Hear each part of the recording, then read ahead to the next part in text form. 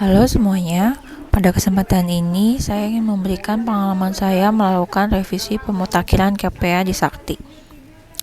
Revisi pemutakhiran KPA ini pada dasarnya adalah revisi yang dilakukan dan diajukan dengan persetujuan KPA Satker saja, tanpa melalui Kanwil DJPB. Mekanisme revisi ini dilakukan dengan tidak merubah halaman 3 DIPA, atau yang kita sebut rencana penarikan dana. Karena itulah, penghitungan dari halaman 3 DIPA sebelum dan sesudah revisi haruslah sama. Pertama-tama yang harus kita lakukan dalam mengajukan revisi dengan persetujuan KPA adalah dengan memilih utility, kemudian ke status history. Dalam hal ini, Satker kami sudah melakukan revisi DIPA ke-9. Jadi akan mengajukan revisi DIPA ke-10. Lalu kita pilih OK ke belanja desain, kemudian pilih belanja dukungan manajemen internal, kemudian pilih ke gaji tunjangan, kita klik ke belanja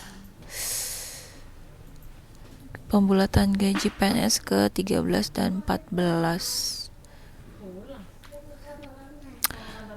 Gaji 13 dan 14 ini kenapa kita rubah? Karena dalam realisasi ini ternyata ada jumlah yang minus. Kemudian setelah kita rubah nilainya, kita sesuaikan dengan realisasi, yaitu laporan ketersediaan dana detail. Di laporan ini kita lihat bahwa belanja pembulatan gaji PNS yang ke-13 itu minus Rp654, dan yang ke-14 itu minus 700. Kita ambil dari belanja gaji pokok nilainya, jadi masing-masing kita bulatkan. Untuk gaji 13 menjadi 6.000, kita tambahkan 2.000, kemudian gaji ke-14 tambah 6.000 juga, jadi kita ambil 4.000 dari belanja gaji pokok PNS. Pastikan bahwa jumlah akun yang kita ambil itu tidak mengalami minus juga. Kita save. Setelah disimpan, kami juga melakukan perubahan pada belanja uang lembur. Belanja uang lembur ini kami rubah karena terjadinya perubahan pada jumlah pegawai dari golongan 2 menjadi golongan 3. Jadi akan kami rubah uang makan lembur untuk ditarik ke uang lembur.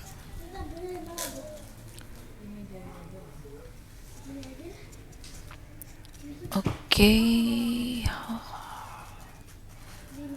Besarannya setelah kami hitung itu jadinya senilai ini sesuai dengan kebutuhan. Jadi uang makan lembur kita buat 3.333.000. Kemudian kita klik ke uang lembur golongan 3. Ada udah habis.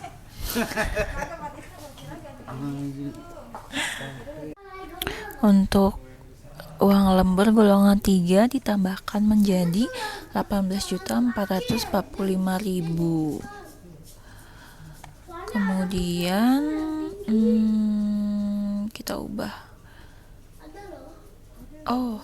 jadi 18.442.000. Lalu setelah kita lihat realisasi dari semua akun, kita lihat apakah ada yang masih minus atau tidak. Kemudian kita ini kita rubah menjadi 3.330.000 karena ternyata tadi saya salah dalam perhitungan, jadi saya ubah lagi ini jadi 18.445.000. Kita klik OK, kita simpan.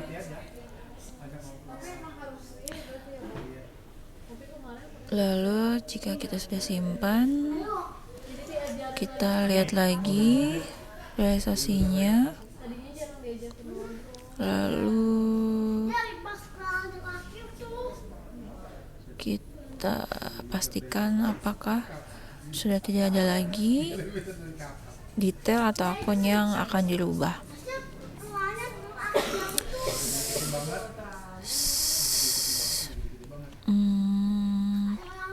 Oke, semuanya sudah. Lalu kita kembali ke, setelah belanja desainnya sudah selesai, kita save, kita keluar, kemudian kita ke RPD bulanan. RPD bulanan kita ambil ke layanan dukungan manajemen internal di layanan perkantoran, yaitu di gaji dan tunjangan.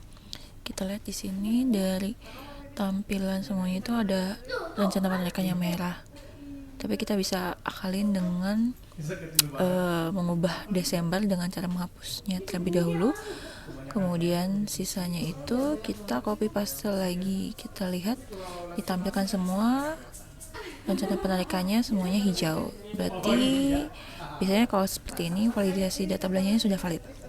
Kita proses, kemudian keluarlah data valid. Setelah itu kita bisa langsung ke pengajuan revisi di revisi DIPA. Setelah kita klik pengajuan revisi, kita terlebih dahulu menyiapkan surat pengantar yang ditandatangani KPA serta dokumen terkait seperti LKA, A, B, C, dan matriks revisi. Setelah itu kita input pengajuan revisi berdasarkan surat yang telah kita buat. Jangan lupa kita upload juga ke dalam aplikasi Sakti. Ini di Satker kami bikin nomor surat sesuai dengan peraturan, kemudian kita isi semua, itu perihal, tanggal surat, nama pejabat, kemudian kita upload dokumennya di surat usulan revisi dan dokumen pendukung. Jangan lupa di klik dalam kewenangan itu kita bikin pemutakhiran KPA.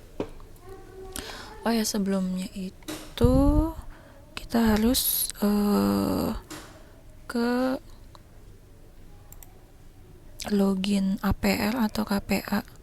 Di situ kita bikin ke monitoring. Dari monitoring kita lakukan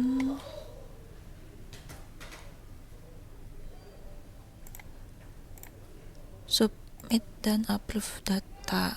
Jangan lupa kita klik setuju untuk usulan DIPA yang ke-10. Setelah disetujui, kita simpan, baru kita keluar. Dari situ kita baru bisa mengajukan revisi. Oke, setelah surat usulan revisi dan dokumen pendukung sudah terupload, akan ada ADK di paling bawah. Kita klik lanjut. Dari klik lanjut kita lihat validasi kewenangannya itu sukses. Kita klik lanjut. Kita klik lanjut lagi.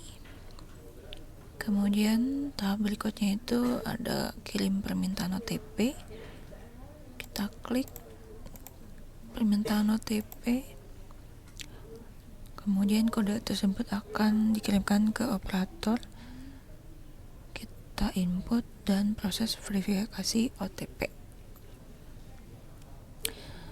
Setelah itu kita klik lanjut, maka akan terproses verifikasi OTP-nya, itu akan berhasil. Kita tunggu, kemudian kita ke form monitoring dan evaluasi yang ada di revisi DIPA. Kita lihat di sini tahap statusnya sudah 4, berarti revisi pemutakhiran KPI-nya itu berhasil dan bisa diproses. Demikian revisi pemutakhiran KPA pada saat kami. Semoga tutorialnya akan berguna. Terima kasih.